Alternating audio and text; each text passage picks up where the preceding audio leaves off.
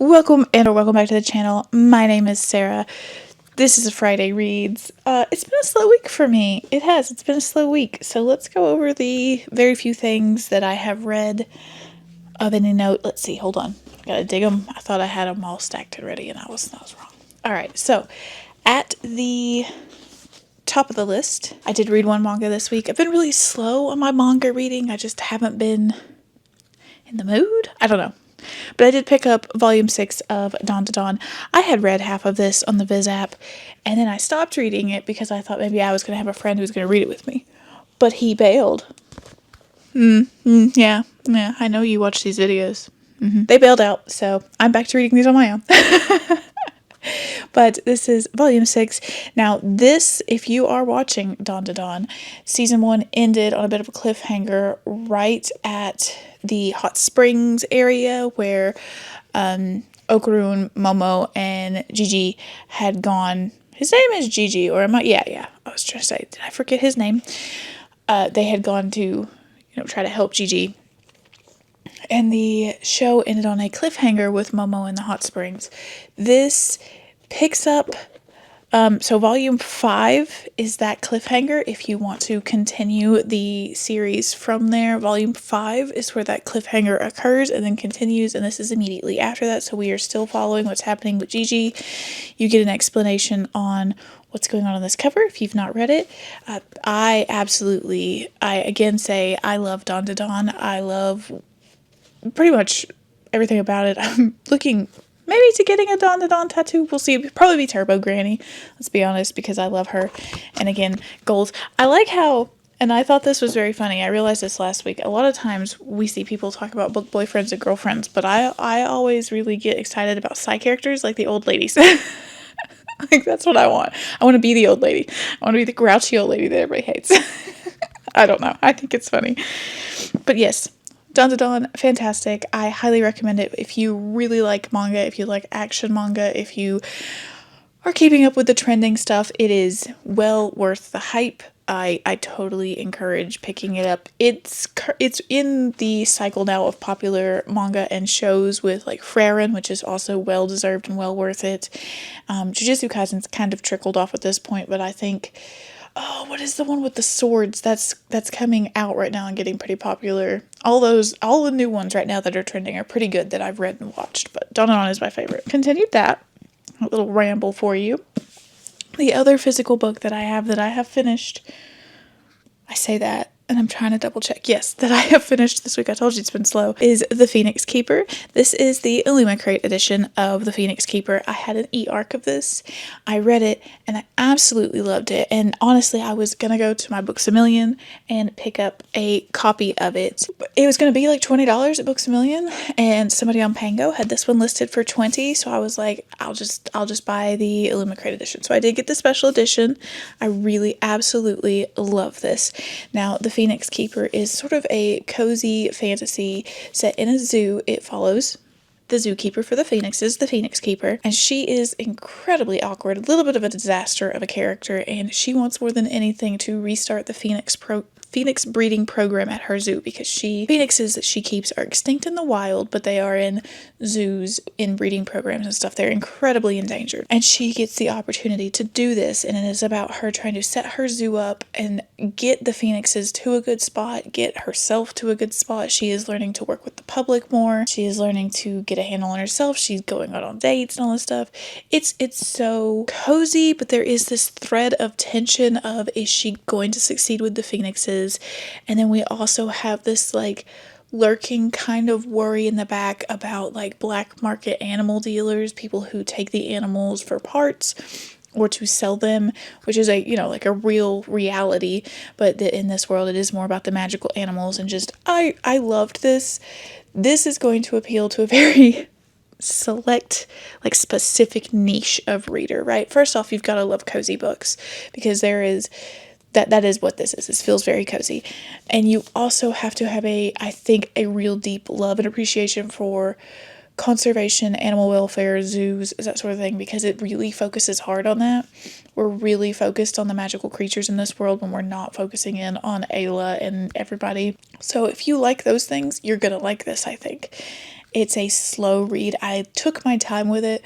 I think I read this in like 3 days, which is kind of long for me, to be honest. A book this size would normally take me like a day and a half. But I took my time with it. I sunk into it. I ate it up. I loved the side characters as well. So Ayla, I think is maybe how you would say her name. Alia, something like that. She is the keeper of the phoenixes. And then she has a friend, Tanya, who is a fellow phoenix keeper, but of a different breed. Let me see if I can show you this. And hold my mic. So there she is with the different types of birds because she works in the aviary at the zoo. And then we have Luciana, who is a griffin keeper. She helps Ayla. They're kind of like enemies. They've known each other since college and they don't get along in the least bit at all. And that is her over here. I kind of wish we had gotten artwork of Tanya. I loved Tanya. She was Ayla's best friend. I'm sorry, I was trying to do that with the mic. I don't know how messy and loud that was, but anyway, I loved this. I thought it was great. Again, if you don't like those specific tropes, if you don't like really cozy books, if you're not ready to sink in for the long haul, you might not like this. Just full transparency. However, I loved this. This, if you want a read-alike, and I was thinking about doing a if you like this, try this video at some point, so this will be in that if I do. If you like this, if you like the idea of this, I highly recommend the manga Dinosaur Sanctuary, because it is very much the same, just without the romance elements. It is a zoo setting, but with dinosaurs. This is in an alternate future where dinosaurs have been brought back to life through like genetic cloning and things. And it's about a zoo keeping dinosaurs. So if you like the idea of this, try Dinosaur Sanctuary. But fantastic. I loved this so much I bought my own copy, clearly. And let's see. I have DNF'd a couple of things. Let me double check and make sure there's no ebooks that I read. I don't think there are, because I think I talked to y'all about Daughter of Daring last week, and I have nothing more to say about that. It was not good. Yes, I don't know why I forgot this. I finished it this morning. So, Rose House by R. Katie Martine. Just like I said last week, I'm remembering now, I read this. I finished it this morning. I am not going to pretend that I am smart enough for this novella. I'm not going to be that person. I am not going to pretend that I am smart enough to understand everything this was doing. This book is smarter than me, or at least the author is. This is about an AI who is part of a house. They are built into the bones of the house, and this house is called Rose House. The architect of the house passed away. He left the house to one of his students who had completely disowned him, wanted nothing to do with him, but is now tethered to his legacy because no one is allowed in Rose House except for this student. And she wants nothing to do with him or it, but he is like world famous. He has people dying to get a hold of his archives and his patterns and his drawings and his thoughts, anything. He is the biggest thing in architecture, but when he passed away, he locked it all in Rose House, so no one can get to it. Everyone wants in this AI haunted house. Well, the police precinct in the area where this house is at gets a call that there is another dead body in Rose House. I say another because the architect himself is in Rose House. He has preserved his body in diamond and he rests in Rose House. It's like part of the mythology of it. Well, another dead body shows up in Rose House. The AI makes its obligated call to the police to report it, that it's been murdered. There's a dead body there that shouldn't be there, and an investigation starts because one, how the hell did this person get into the house? It's locked up. And two, why were they there? How did they die? So we follow the student that is now his archivist, so to speak, who is in charge or is the only one permitted in the house, and we follow the two detectives who are trying to solve the mystery of this other dead body. I think what it was going for was a look at personhood. Who has the right to be person and how do we determine that? And I think there was also this look at the idea of perhaps, everybody is afraid of AI and where it's going to go. And there is this theme in the story of a lot of the people want what's in Rose House because they want to know how to make their own Rose House, how to implant an AI into the very structure of a place or a person. And the AI, I say she because it is described as having a feminine voice, but they don't want that multiplicity. They don't want to be that voice in every building and stuff. So it's almost like we're afraid of AI, but does AI will AI ultimately want what we're afraid that they're going to want to? I think I kind of picked up on that as well. But there is a lot of look at personhood because the AI has to identify every person by are they human or not? And if they are human, they're not allowed in, that sort of thing. And I don't know.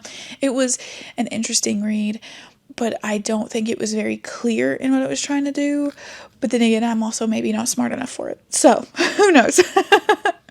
I'll probably think on it. I might read some more reviews. I literally just finished this a couple of hours ago while my daughter was in art class. I was outside reading, and I just sat there and stared at a wall for a minute. So I'm not sure. I loved the writing.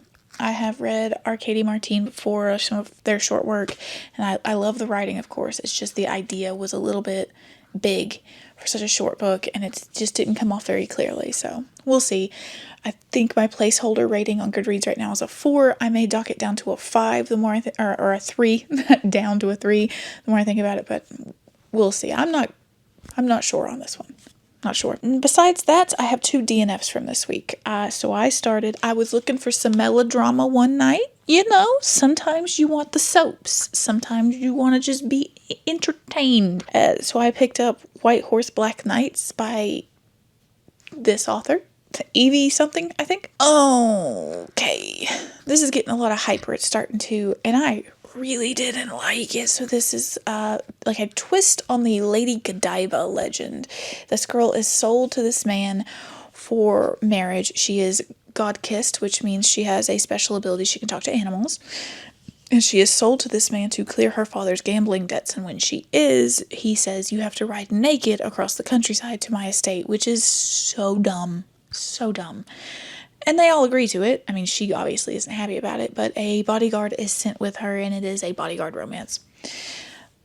I quit this book at 60%. That's how hard I wanted to enjoy this. At 50%, I was like, man, this has got some holes, but it's going to be like a 3-star. And you know what? It's reading super fast. I can finish this in a sitting. I'm just going to finish it. At 60%, I said, no, I think I'm done. I'm not doing this. It's because at 60%, no major spoilers, but it's all over Goodreads, so I'm going to tell you. At 60%, we reach the things might be happy, but the conflict is going to be our bodyguard finds out a secret about our main character, which he then keeps from the main character and decides he cannot be with her because he has to protect her, and to protect her, he has to make her hate him, and he has to take her to the man that she was supposed to go to in the first place. I despise this greatly because this is removing any and all agency from our main character. It is taking away her ability to make her own decisions, and it's just so dumb. It's just so contrived. I despised it. So that made everything else that I had problems with in this story even bigger. The writing I liked. I will say I liked the writing. I liked some of the descriptions. I liked how she painted the world, but there was just so much that was not working on a little scale that just ballooned out. I know this has happened to other people. I know some people are going to know what I'm talking about, but like things like she met this dude while she was in this convent, which the nuns there beat her. It was terrible. And this one guy came to castrate their goats, and she fell in love with him in a damn day. A day. She's like, I'm going to run away with him. And she based all her future around this one dude she met for one day. And like, in part of the plan with the dude was, I'm going to sell my beloved horse, that the only reason these nuns can keep me in this monastery is because I won't let them hurt my horse, but I'm going to sell my horse for this dude I've known for one day. This horse that's my best friend that I talk to and who talks to me and who takes care of me, I'm going to sell her for this dude that I met for one day. Also, Little Miss, I can't stand to use animals to let them kill themselves. First off, she's like, I can speak with animals, which this includes bugs. She can speak to bees, but I can't talk to people. That doesn't make sense. Make it make sense. Animals, humankind, human beings fall in the Animalia family, or however you say that. We are all in that animal kingdom, okay? If you're going to say bugs are animals, humans are animals too. And then, she's in a fight, and to protect herself, Miss I don't want to use animals summons a crap ton of bees to sting this man in the face. I thought at first maybe she just summoned them to distract him. And no, it specifically describes him screaming because he's getting welts because the bees are stinging him. Ma'am, when bees sting, they die. They die. You're using the animals. And so in that case, if you are in fact killing these bees to defend yourself against these animals, you used a lot of bees. You used probably at least one hive's worth of bees. My sister in Christ, save the bees. Oh my god, I had a lot of problems. That's just a couple of them. I mean, I could keep going. I really got mad after that 60% mark. I was like, man, I was gonna give you a shot. I was gonna really let these go. I was gonna try it. No, ma'am. I'm done. I don't recommend. Pass. The other DNF I don't have nearly as strong feelings for, but I did pick up and try The Stars Are Dying by Chloe. Don't remember her last name either. You've probably seen it. It's in like Walmart and Target. I actually had a physical copy of it. It's going to the used bookstore. There was no structure to this. There was no good structuring here. We went from I need to escape this man who's keeping me captive, who a couple pages ago I really liked, but now I don't. I need to escape him, to she gets away by listening to a voice in her head that she's never heard before, besides the 10 minutes before when she met this man who she doesn't know his name. He's suddenly in her head and she's okay with it. She escapes this building and then she's gallivanting around town having a good old time. We went from desperate fear to escape to, oh, my best friends are here. I'm going to go goof off. I don't understand. I was reading it just going, what happened? How did we go from this to this in 2 pages? So no, that one's going to be a pass for me as well. Just not for me. I believe a few people have liked it once you get past that initial bump, but I'm not doing that. I'm not doing that. That's it. That's what I've read this week. One book that's too smart for me. One book that I really liked. A manga that of course I love, and 2 DNFs, one of which really pissed me off.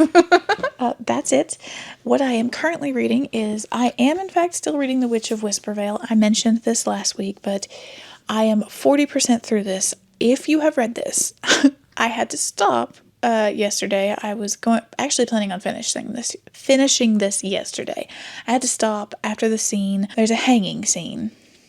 And like this hanging, it is the manner in which this torturer killed an old woman at this hanging, not just by hanging her. It was intense, right? There was a very intense hanging scene. Salvatore is very good at that. He's also very good about not like loading his books down with heavy, dark things, at least these. So I will get back to this. I had to put it down after that scene because it was a lot. But I will continue this tonight. I'm at 40%. I'll have this done in the next day or two. I am loving it. I'm enjoying it. I really like it. I like what this book, like the themes in this, because I think it is somewhat timely. It's good stuff. Loving it so far. I am also 60 to 70% done with Belladonna by Adeline Grace. I needed a audiobook to play while I was monster hunting. I am playing Monster Hunter Wilds, and when I'm out roaming around collecting things, I needed something to listen to, so this came in from the library. I'm about 60% of the way through it. I'm enjoying it. I love the audiobook narrator. I don't think I would be enjoying this if it wasn't for the audiobook, to be honest with you. It would just be okay, but the audiobook narrator on this is phenomenal. Her voice for death, it's great. I loved this. I'm loving this.